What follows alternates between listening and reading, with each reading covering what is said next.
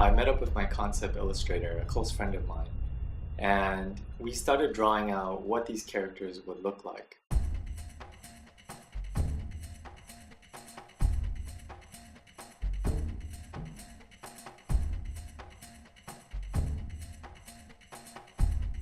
Working with James is he knows what he wants, so he's direct. So it's easy for me to, as a concept designer, to design characters and environments. When he approached me wanting to do this independent film, it was really daunting for me to have a huge project thrown at me without not having that much experience. It was really scary for me, yeah. But because James has this confidence in him that he believes that I can do it, and then he just kept on telling me, yeah, you could do it, come on, I need you on this. At first it was like some super future sci-fi thing that I think that we could never ever in our budget could ever create, on an independent film.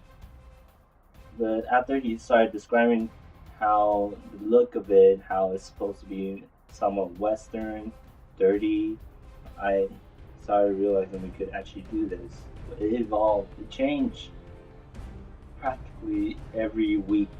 We will agree on something and it'll be, yeah, that'll be great, that'll be perfect. But next week he came back with a crazier idea, and then even, oh, how about he has this, he has a knife, and then this cool dirty jacket, and it's like whoa.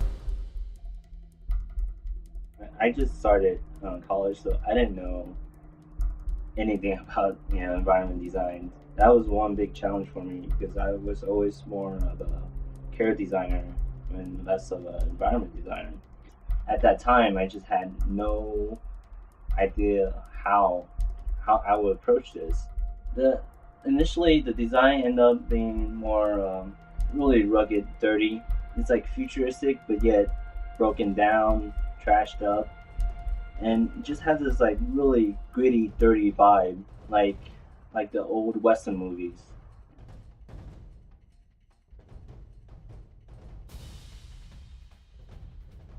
On an indie film, you have to take on different departments because, simply there isn't much money to hire so many talented artists. The costume design was one of my main departments, and I wanted to create looks that would match the setting and bring out the reality and the feeling of the white wall.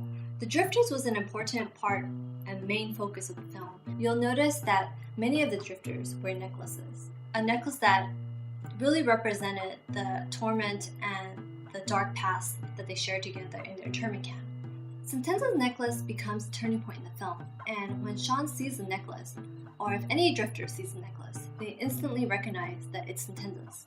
All the Vespers, including Jude, have 3 marks on their neck, and I think in the film it was only visible on a close-up on Jude, but all the Vespers had shared the same mark.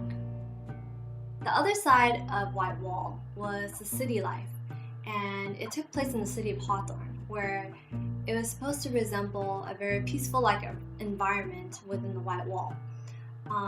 The medic station was the heart of Hawthorne City, and I made all the characters wear very uniform-like clothing, where when you walk into the medic station, it almost felt very comfortable, very much like home. You're trying to set a setting that people have never seen before, and I think this is what draws a lot of people to this genre.